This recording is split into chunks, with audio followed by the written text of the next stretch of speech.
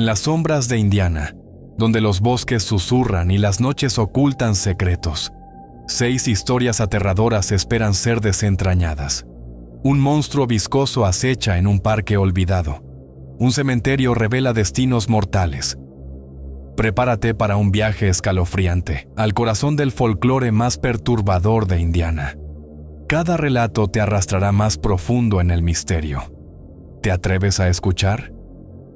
El monstruo de Mill Race. En la penumbra de noviembre de 1974, Columbus, Indiana, era una ciudad tranquila, un lugar donde los días transcurrían con la monotonía de un reloj de pueblo. Pero en el corazón de Mill Race Park, junto a las aguas oscuras del río, algo inhumano acechaba. La noche del 1 de noviembre, 4 jóvenes paseaban por el parque, riendo bajo el cielo nublado, cuando un crujido entre los árboles las detuvo. Entre las sombras, una figura emergió, alta, de más de 6 pies, con una piel verde musgosa que brillaba húmeda bajo la luz de la luna. Sus ojos, si es que los tenía, parecían hundidos en una masa de baba que goteaba de su rostro. Las chicas gritaron, sus voces cortando el aire helado, y corrieron hacia la seguridad de la ciudad, dejando atrás un terror que no podían explicar. Horas después, en la comisaría de Columbus, las jóvenes relataron su encuentro con manos temblorosas. La criatura, dijeron, no era humana. Sus garras eran largas, curvas, y parecían rasgar el aire mismo. La policía, escéptica, archivó el reporte como una broma juvenil. Pero al día siguiente, un segundo grupo, 2 mujeres que paseaban solas, tropezó con la misma pesadilla. Tira Catalin, una de ellas, nunca olvidaría el olor fétido que emanaba de la criatura, un hedor a podredumbre y agua estancada. Cuando la figura se lanzó hacia ella, sus garras rasgaron su brazo, dejando un corte ardiente y un residuo viscoso que no podía lavar. Tira juró, incluso años después, en un programa de televisión en 2015, que aquello no era un disfraz, era real, vivo y quería cazar. El pueblo, al principio incrédulo, pronto se sumió en la histeria. El 2 de noviembre, el periódico local, The Republic, publicó un titular que encendió la imaginación de todos. Mujeres reportan bestia en Mill Race Park. Los rumores se multiplicaron como sombras en la niebla. Algunos decían que la criatura vivía en el río, emergiendo solo para alimentarse. Otros susurraban que era un experimento fallido, escapado de algún laboratorio secreto. Para el 9 de noviembre, el Indianapolis Star reportó un nuevo encuentro. 2 cazadores, Rick Duckworth y John Brown, afirmaron haber perseguido a la bestia. La vieron correr, pero no como hombre, sino con una agilidad sobrenatural, perdiéndose entre los árboles. Al principio, pensaron que era un bromista envuelto en mantas verdes, pero la velocidad y el silencio con que se movía los hicieron dudar. La fiebre por el monstruo creció. Una noche, más de 100 autos abarrotaron el parque, sus faros iluminando los senderos mientras cazadores aficionados, armados con linternas y escopetas, buscaban a la criatura. El aire estaba cargado de adrenalina y miedo, un cóctel peligroso que llevó a la policía a intervenir. Temían un accidente, o algo peor. Un oficial, Kenneth J.N., fue nombrado controlador de monstruos, patrullando el parque para mantener a raya a los curiosos. Pero la criatura parecía desvanecerse con cada patrulla, como si supiera cómo evitar a los humanos. Décadas después, un hombre, un oficial retirado llamado Dennis Null, afirmó que un joven confesó haber sido el monstruo, un disfraz, un chapuzón en el río para lograr el efecto viscoso, una broma que se salió de control. Pero Tira Catalin, con lágrimas en los ojos, insistió hasta su último día que lo que la atacó no era humano. En los bosques cercanos de Morgan Monroe, cazadores de Bigfoot aún reportan avistamientos de algo verde, algo que huele a muerte y se mueve en el agua. ¿Era un engaño? ¿O acaso Indiana guarda un secreto que respira en las profundidades? La noche en Mill Race Park aún parece demasiado silenciosa, como si algo observara desde el río. esperando. El cementerio de los 100 pasos.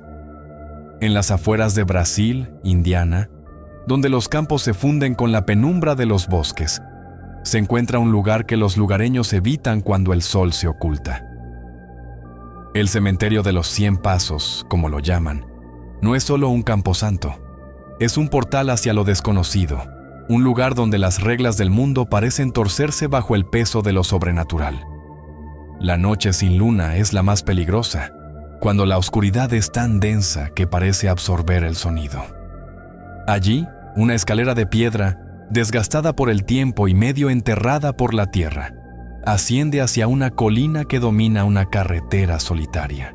Subir esos escalones no es solo un desafío físico, es una invitación a lo imposible, un juego con el destino que pocos se atreven a enfrentar.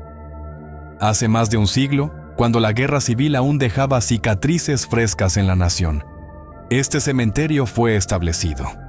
Las tumbas, algunas olvidadas, otras marcadas por lápidas rotas, guardan secretos que nadie reclama. Pero es la escalera la que atrae a los curiosos, los valientes o los imprudentes. La leyenda susurra que, a medianoche, bajo un cielo sin luna, quien suba los escalones contando cada uno en voz alta, desencadenará un ritual antiguo. 100 pasos, dicen, aunque nadie está seguro de cuántos son realmente. El aire se vuelve pesado, como si alguien observara desde las sombras, y el crujido de las hojas bajo los pies suena como pasos que no son los tuyos. Una joven, Clara, decidió probar la leyenda en una noche de otoño de 1980. Con una linterna temblorosa en la mano, llegó al cementerio sola, ignorando las advertencias de sus amigos. Mientras subía, contó cada escalón en un susurro. 1, 2, 3. Su voz resonaba en el silencio, pero algo parecía responder, un eco que no era el suyo. Al llegar a la cima, en el escalón número 100, se detuvo. La leyenda decía que debía mirar hacia abajo, hacia el pie de la escalera, donde el fantasma de un antiguo cuidador aparecería, un hombre encorvado con ojos huecos, que revelaría la forma de su muerte. Clara, con el corazón latiendo como un tambor, giró la cabeza. Lo que vio la hizo retroceder. Una figura envuelta en niebla, con un rostro que parecía descomponerse bajo la luz de la linterna. No habló, pero señaló hacia ella, y en su mente, una imagen se formó. Un accidente, sangre en el asfalto, un grito atrapado en la garganta. Aterrada, Clara descendió, contando de nuevo. 100, 99, 98. Pero al llegar abajo, el número no coincidía. Había contado 97 escalones. La leyenda era clara. Si los números no coincidían, la visión era real. Si eran iguales, era una mentira. Clara, con las piernas temblando, intentó convencerse de que había contado mal, pero el frío que le recorría la espalda no mentía. Días después, evitó las carreteras, encerrándose en su casa, pero el miedo no la abandonó. Meses más tarde, un accidente automovilístico en la misma carretera que había visto desde la colina se llevó su vida. Los lugareños susurraron que el cuidador no solo muestra el futuro, a veces lo asegura. Hay otra historia, menos conocida, que circula entre los más ancianos del pueblo. Dicen que el cementerio guarda un tercer secreto, uno que involucra a un hombre legendario, David Goggins, cuya fuerza de voluntad desafió incluso a la muerte. Según el mito, Goggins, en un desafío de resistencia, subió y bajó los escalones bajo la lluvia, enfrentando visiones de su propio fin una y otra vez. Algunos dicen que si cuentas exactamente 69.420 pasos en una noche imposible, un susurro fantasmal te hablará, y al abrir los ojos, Goggins estará allí, mirándote con ojos que han visto el abismo. Por supuesto, nadie ha alcanzado ese número, pero los que han intentado juran que algo los sigue, algo que no es humano. Hoy, el cementerio sigue allí, con nuevas escaleras construidas para reemplazar las viejas, ahora medio enterradas. Pero los visitantes aún sienten un escalofrío al subir, como si la tierra misma respirara. Algunos dicen que el cuidador nunca se fue, que su figura aún aparece en las noches sin luna, esperando a quienes desafían las reglas. ¿Qué pasará si cuentas mal? ¿Qué pasará si no sigues el camino? La escalera espera, silenciosa, pero nunca sola. Los asesinatos de Burger Chef. En la fría noche del 17 de noviembre de 1978, Speedway, Indiana, era un lugar donde la vida parecía seguir un ritmo predecible. El restaurante Burger Chef, en la calle Crawfordsville, número 5725, brillaba con luces de neón, ofreciendo hamburguesas y sonrisas a los clientes que pasaban.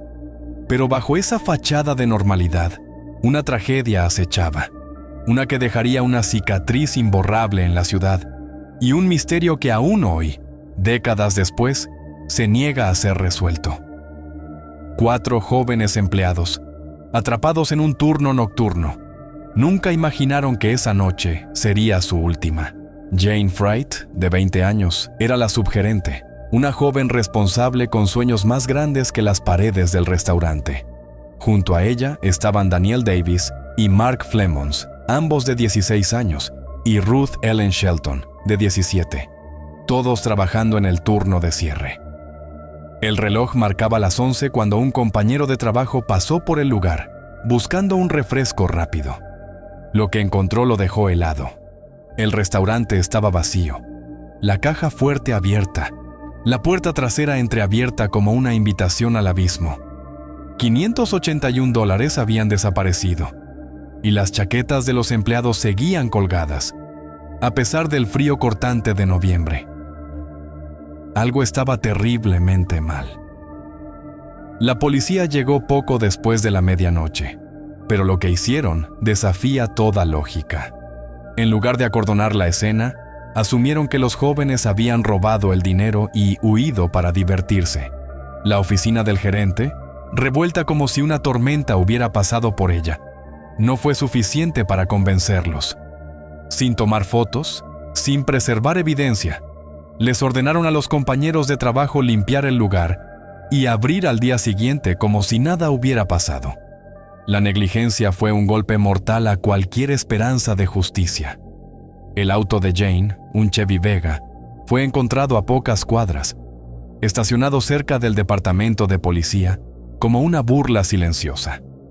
2 días después, el 19 de noviembre, una pareja paseaba por su propiedad en White River Township, cuando un olor fétido los detuvo. Allí, entre los árboles, encontraron los cuerpos de Jane, Daniel, Mark y Ruth. Habían sido brutalmente asesinados. Disparos, puñaladas, golpes. Sus bolsillos aún guardaban dinero y objetos de valor, descartando el robo como motivo. ¿Fue una venganza? ¿Un robo fallido? ¿O algo más oscuro, donde una de las víctimas reconoció al atacante? La escena era un rompecabezas macabro, y la policía, ahora consciente de su error, se apresuró a investigar. Un testigo, un adolescente de 16 años, afirmó haber visto a 2 hombres sospechosos en un auto frente al restaurante esa noche. Hombres blancos, de unos 30 años, uno con una barba que parecía ocultar algo más que su rostro. La policía elaboró bocetos y bustos de arcilla, pero las pistas se desvanecían. Años después, un hombre de Greenwood se jactó en un bar de estar involucrado, pero pasó un polígrafo y fue liberado. Otro sospechoso, con un parecido inquietante al hombre barbudo, se afeitó la barba la noche antes de una rueda de reconocimiento, escapando de la identificación. El caso dio un giro en 1984, cuando Donald Forrester, un recluso en el Centro Correccional de Pendleton, confesó. Su relato era escalofriante.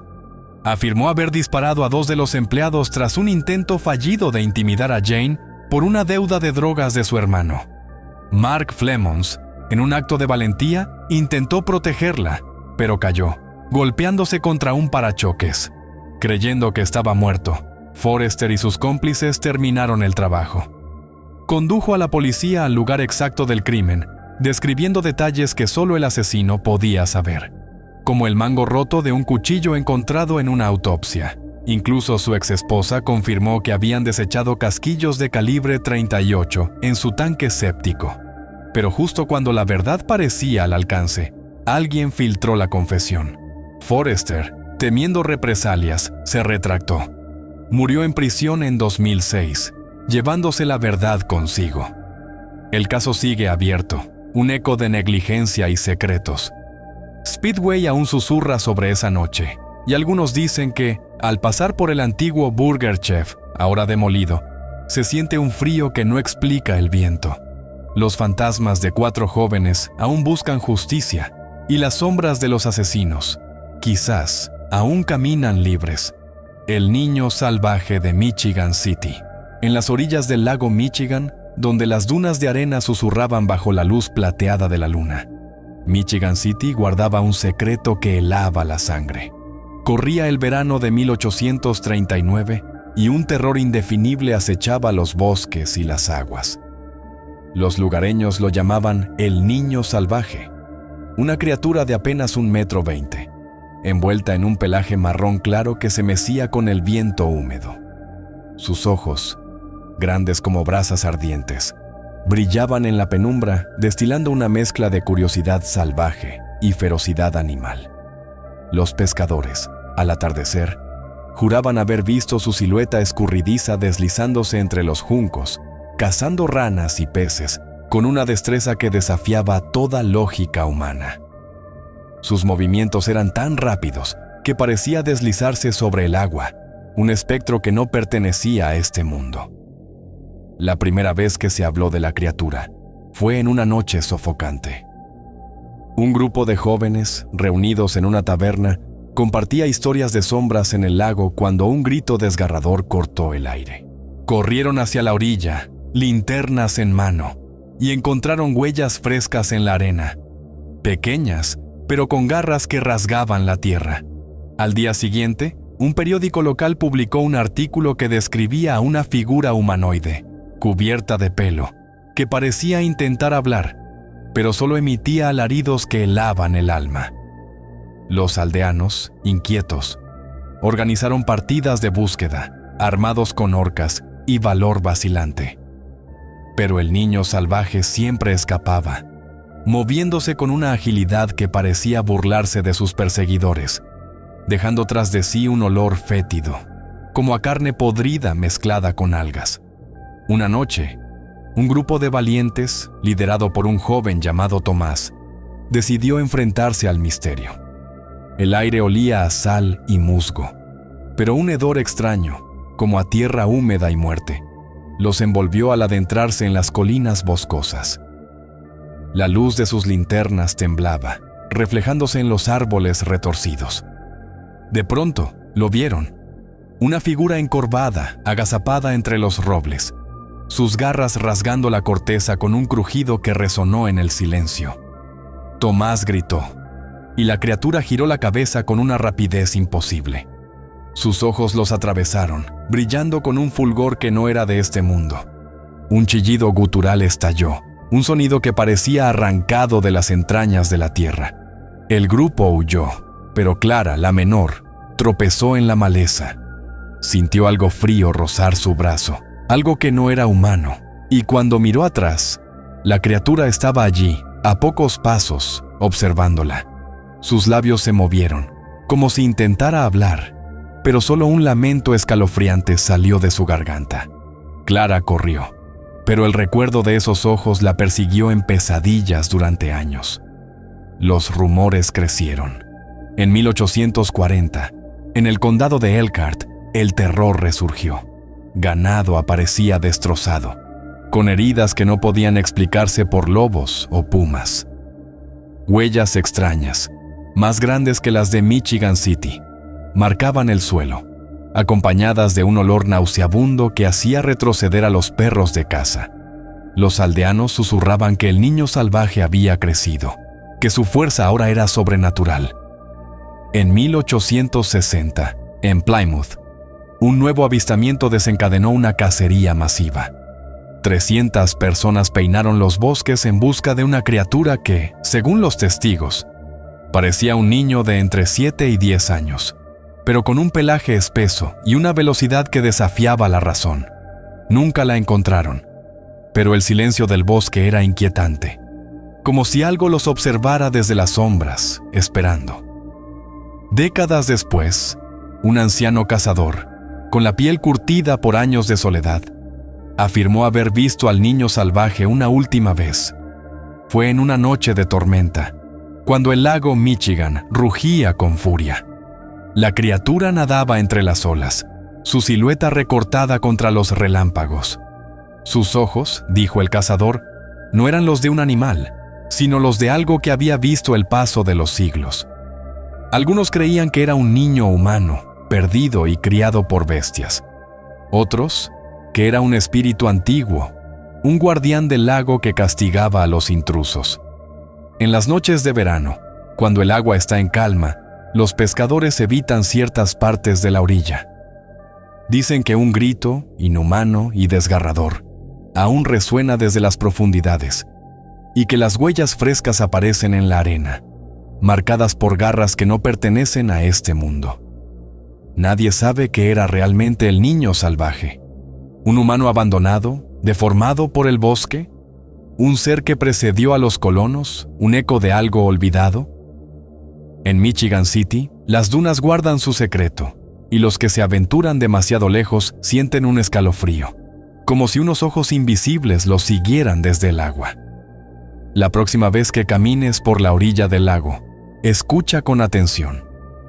Podrías escuchar un lamento que no explica el viento, un susurro que te llama desde las sombras. El árbol lunar de Indiana. En el corazón de Indianápolis, frente a la imponente Casa del Estado, se alzaba un sicómoro que, a simple vista, parecía un árbol más entre los muchos que adornaban la ciudad. Sus ramas se mecían con la brisa y sus hojas susurraban bajo el sol. Pero este no era un árbol común. Sus raíces guardaban un secreto que remontaba a las estrellas. En 1971, durante la misión Apolo 14, el piloto Stuart Roosa llevó consigo 500 semillas en un acto de audacia cósmica. Entre ellas, la semilla de este sicómoro orbitó la Luna, bañada en la radiación del espacio profundo, antes de regresar a la Tierra. Plantado en la década de 1970 para conmemorar el bicentenario de los Estados Unidos, el árbol se convirtió en un símbolo de orgullo, pero también en un enigma que susurraba terrores antiguos. Los lugareños contaban historias inquietantes. En noches sin luna, cuando la ciudad dormía, el sicómoro parecía emitir un resplandor tenue, como si la luz de las estrellas aún ardiera en su interior. Los jardineros que lo cuidaban sentían un zumbido extraño al rozar su corteza, un pulso que vibraba en sus huesos como si el árbol estuviera vivo de una manera prohibida. Una noche, Esteban, un guardia de seguridad de la Casa del Estado, patrullaba los terrenos bajo un cielo cubierto de nubes. El aire era pesado, cargado de un olor metálico que no podía explicar. Al pasar junto al sicómoro, notó una sombra moviéndose entre las ramas. Aunque no había viento, se acercó, con el corazón latiendo con fuerza, y sintió un frío glacial que le caló hasta el alma. Un susurro, apenas audible, emanó del tronco, un murmullo que no era humano, como si el árbol hablara en un idioma olvidado. Esteban huyó, pero al día siguiente descubrió marcas en su brazo, como quemaduras de un fuego invisible, aunque no había tocado nada. Los científicos examinaron el árbol, afirmando que era idéntico a cualquier otro sicómoro, sin diferencias en su estructura, pero las historias no cesaban. En Lincoln City y Cannelton, otros árboles lunares crecían, y los relatos se multiplicaban como sombras en la noche. Una mujer, sentada bajo el sicómoro una tarde, cerró los ojos y vio imágenes que no podían ser suyas. Cráteres lunares, paisajes de un gris infinito y figuras difusas que se movían en la oscuridad. Los niños evitaban el árbol, jurando que sentían ojos invisibles clavados en ellos. Un botánico, obsesionado con el sicómoro, comenzó a registrar fenómenos extraños. Pájaros que nunca se posaban en sus ramas, un suelo que permanecía húmedo incluso en los días más secos, y un aroma metálico que flotaba en el aire durante las tormentas. En su diario, escribió que el árbol parecía respirar, como si algo dentro de él estuviera despierto. Lo más aterrador ocurrió en 1980. Un grupo de estudiantes, envalentonados por una apuesta, decidió cortar una rama del sicómoro como prueba de valentía. Bajo la luz de la luna, llevaron un hacha y comenzaron a golpear la corteza, pero al primer corte, un líquido oscuro, casi negro, brotó como sangre y un sonido agudo, como un grito arrancado de la tierra, resonó en la noche. Los estudiantes retrocedieron, temblando, mientras el líquido se esparcía por el suelo, dejando un olor acre que les quemaba la garganta. Uno de ellos, Javier, juró que vio una figura traslúcida formarse en la niebla, con ojos que brillaban como la luna. Desde entonces, nadie se atreve a tocar el árbol. Los guardias evitan patrullar cerca de él después del anochecer, y los jardineros trabajan en silencio, temiendo despertar lo que sea que habita en su interior. Los rumores crecieron. Algunos decían que las semillas lunares trajeron algo consigo, algo que no pertenecía a la Tierra.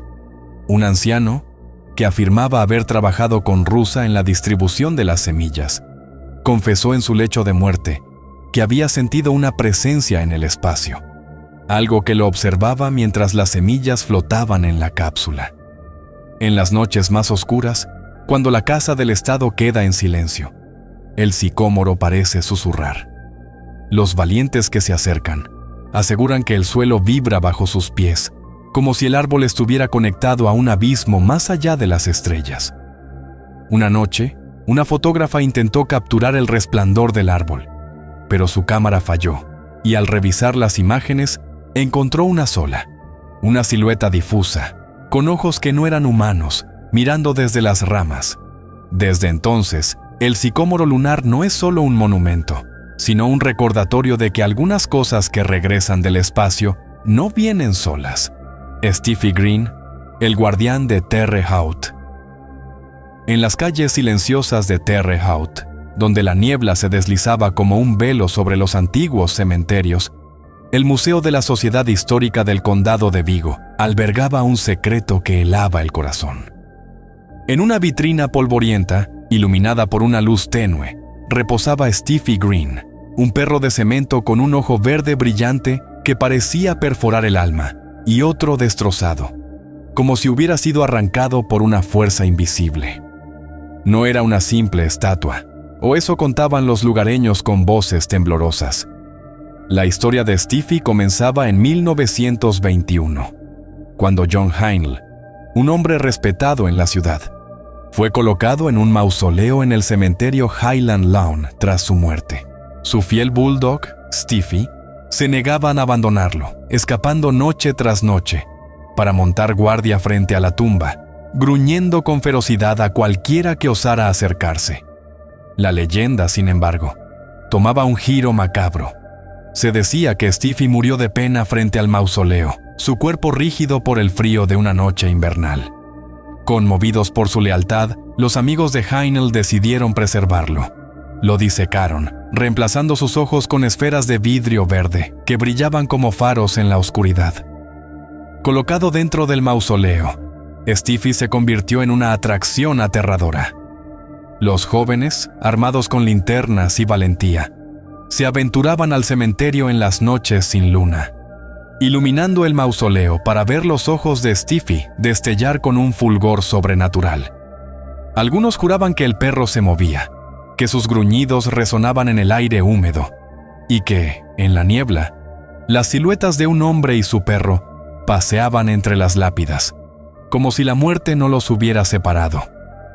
Una noche de 1970, Sofía, una adolescente intrépida, lideró a un grupo de amigos al cementerio para probar su coraje. Las linternas temblaban en sus manos mientras se acercaban al mausoleo. Al iluminar la estatua, los ojos de Steffi brillaron, pero algo estaba mal. El ojo roto parecía sangrar una sustancia viscosa, negra como el alquitrán. Sofía, desafiando el miedo, tocó la figura de cemento. Un frío glacial le recorrió el cuerpo, como si hubiera hundido la mano en un abismo helado. Un gruñido bajo vibró en el aire, y las linternas parpadearon. Sus amigos huyeron, pero Sofía quedó paralizada, jurando que vio a Stiffy girar la cabeza hacia ella, su ojo verde brillando con una furia que no era de este mundo. Al día siguiente, marcas de garras aparecieron en su mochila, y un olor fétido, como a carne podrida, la siguió durante semanas, impregnándose en su ropa y sus sueños. En 1983, un acto de vandalismo marcó el destino de Stiffy. Un disparo destrozó su ojo izquierdo, dejando un hueco que parecía sangrar en la penumbra. Para protegerlo, la estatua fue trasladada al museo, pero los incidentes no cesaron. Los guardias nocturnos reportaban pasos en los pasillos vacíos, y las luces parpadeaban cuando alguien se acercaba a la vitrina. Una historiadora, Clara, decidió investigar la verdad detrás de Stiffy. Encontró un diario escondido en los archivos, escrito por un amigo de Heinle. Las páginas, amarillentas y quebradizas, sugerían que Stiffy no era solo un perro, sino un guardián, sellado por un ritual para proteger un secreto enterrado en el mausoleo. Clara, obsesionada, comenzó a soñar con un perro que la seguía, sus ojos verdes brillando en la oscuridad de su habitación. Una noche, al revisar el diario bajo la luz de una lámpara, la página final se desintegró, pero no antes de que leyera una frase: Stiffy no duerme. Vigila lo que no debe ser encontrado. Los lugareños creen que Stiffy sigue custodiando algo más que la tumba de Heinle. En las noches de niebla, los visitantes del museo sienten un peso en el aire, como si algo los observara desde la vitrina.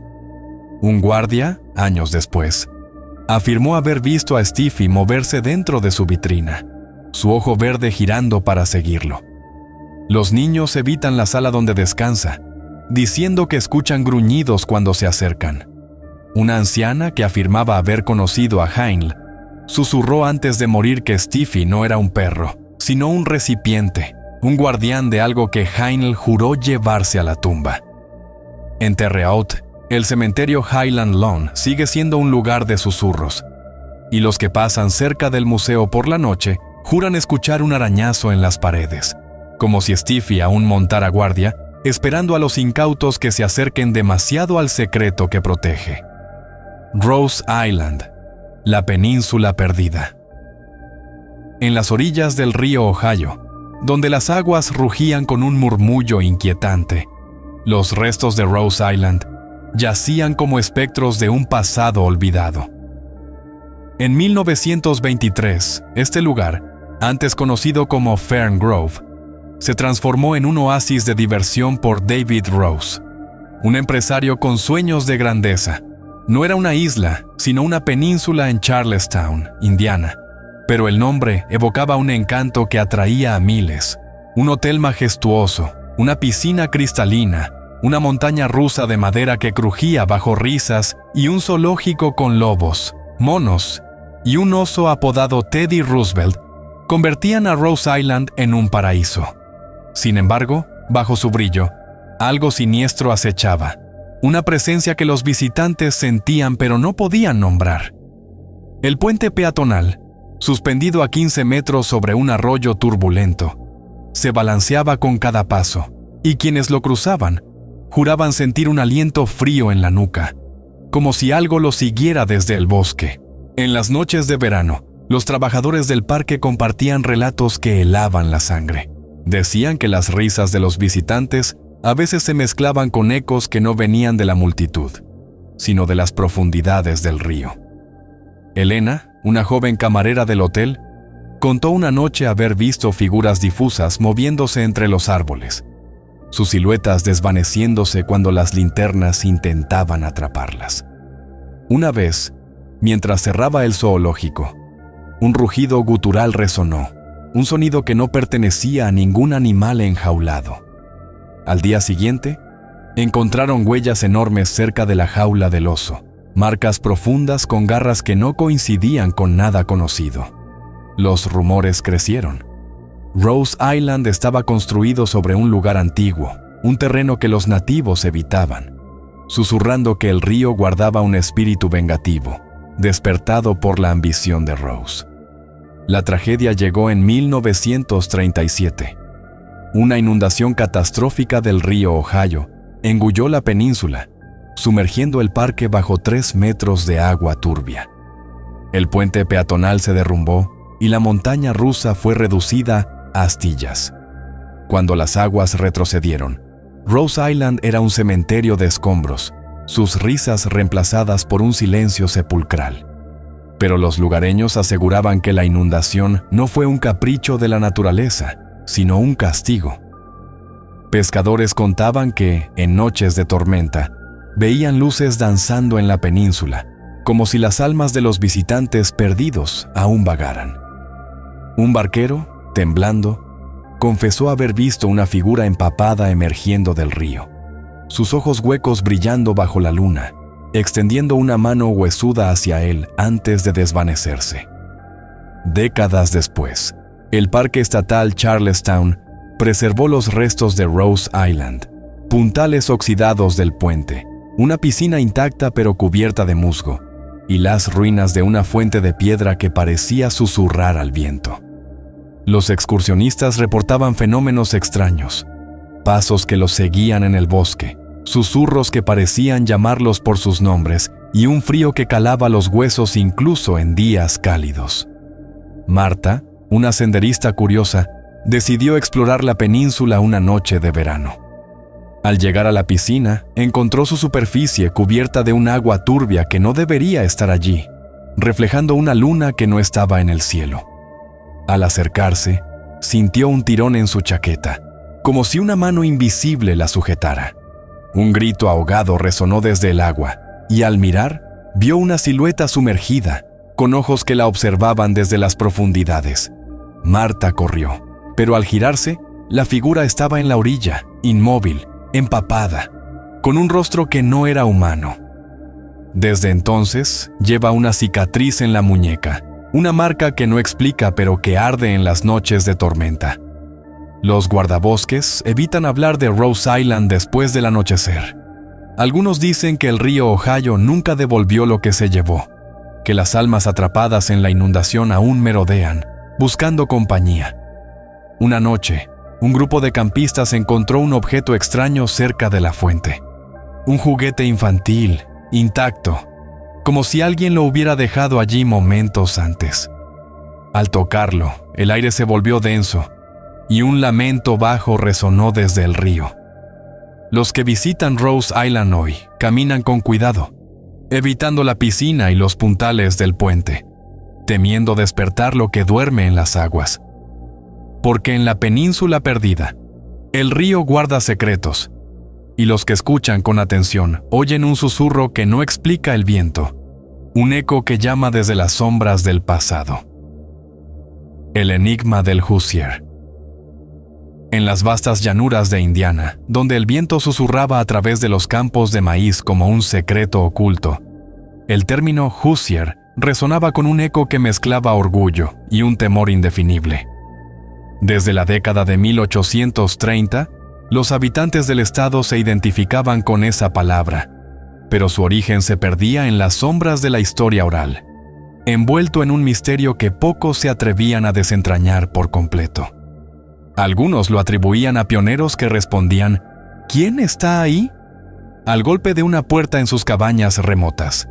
Otros, a un contratista llamado Hoosier, que prefería contratar a locales para sus obras en Louisville. Sin embargo, las narraciones más sombrías, contadas en tabernas al caer la noche, sugerían que el nombre era una maldición, un pacto sellado en sangre bajo un roble retorcido en los primeros días de la colonización. La primera mención pública del término surgió en 1833, durante una cena en Indianápolis para honrar el Día de Jackson. Un brindis al estado Hoosier llenó el salón, pero detrás de las sonrisas, un silencio inquietante se colaba. En los bosques de Indiana, los ancianos transmitían una versión diferente, una que hacía que las velas parpadearan en las noches de tormenta. Decían que Hoosier provenía de un grupo de colonos desesperados, acorralados por el hambre y las bestias en un claro oscuro. Invocaron algo en la oscuridad, una entidad que les otorgó fuerza para sobrevivir, pero a cambio, ató sus almas a la tierra con un nombre que no podía pronunciarse sin consecuencias. Aquellos que lo decían en voz alta sentían un escalofrío, como si el suelo mismo se agitara bajo sus pies, despertando algo dormido. Una noche en 1840, un viajero llamado Diego llegó a Greencastle, buscando refugio de una lluvia torrencial. Llamó a la puerta de una cabaña aislada, y una voz grave respondió desde dentro. ¿Quién está ahí? Al entrar, encontró el lugar vacío, salvo por un olor a ceniza quemada y un rastro de sangre seca en el piso. Esa noche, en su lecho improvisado, soñó con figuras encapuchadas alrededor de un roble gigante, susurrando Hoosier, mientras cortaban sus propias manos, dejando que la sangre empapara las raíces. Al despertar, encontró marcas en su palma, surcos profundos que no sangraban pero ardían como fuego. Los aldeanos, al verlo, palidecieron y lo evitaron, murmurando que había invocado al verdadero Hoosier, una fuerza que reclamaba a los intrusos.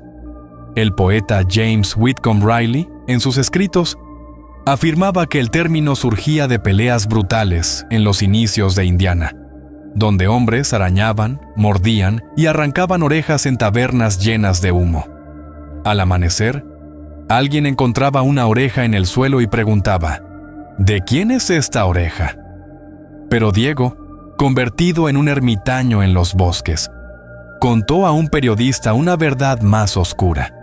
El nombre era un recordatorio de un trato con lo desconocido, un vínculo que ataba a Indiana a algo antiguo y hambriento. En las noches de luna nueva, los bosques se llenaban de susurros, y los que se aventuraban demasiado lejos sentían pasos siguiéndolos, invisibles pero persistentes. Algunos encontraban árboles marcados con símbolos extraños, runas que brillaban bajo la luz estelar, y otros, al pronunciar Hoosier en soledad, escuchaban una respuesta desde la oscuridad, un eco que no pertenecía a ninguna voz humana. Los rumores se extendieron como raíces bajo la tierra. En 1830, un poema de John Finley titulado El nido Hoosier lo deletreaba de manera peculiar, pero los que lo leían en voz alta sentían un peso en el pecho, como si las palabras invocaran algo. Un granjero, obsesionado con el origen, cavó bajo un roble antiguo y encontró huesos, no de animales, sino de humanos, con marcas que coincidían con las de sus pesadillas. Desde entonces, evitó pronunciar el nombre, advirtiendo a sus hijos que era una puerta a lo prohibido. En las tabernas de Indiana, los Hoosiers se jactaban de su título con orgullo, pero cuando alguien lo usaba como insulto, un silencio caía, y los ojos se desviaban, temiendo atraer la atención de lo que acechaba. Hoy, el término es un emblema de identidad, usado en brindis y canciones, pero los más ancianos advierten: no lo digas 3 veces frente a un roble al anochecer, porque algo podría responder, algo que ha esperado siglos para reclamar lo que le pertenece. En las llanuras de Indiana, el viento sigue susurrando, y en las noches quietas, un murmullo se eleva desde la tierra, un eco que recuerda que algunos nombres no son solo palabras, sino llaves a abismos que mejor permanecen cerrados. Los que escuchan con atención sienten un tirón en el alma, como si el enigma del Hoosier aún reclamara su precio, esperando en las sombras para arrastrar a los curiosos a su abrazo eterno. En las sombras de Indiana, donde el pasado susurra y los secretos acechan. La próxima vez que pises estas tierras, escucha con cuidado. Los ecos de lo desconocido aún esperan en la oscuridad. Recuerda suscribirte. Nos vemos en el próximo video.